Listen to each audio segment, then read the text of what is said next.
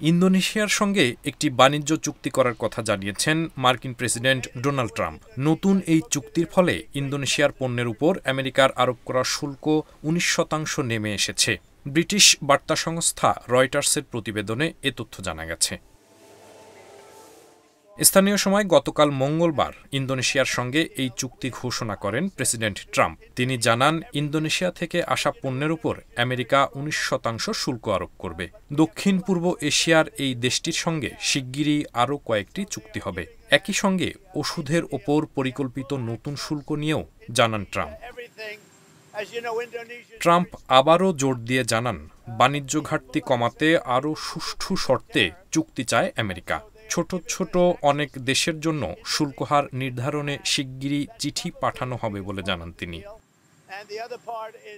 এর আগে গত সপ্তাহে ইন্দোনেশিয়ার পণ্যের উপর ৩২% শুল্ক আরোপের হুমকি দিয়েছিলেন ট্রাম্প।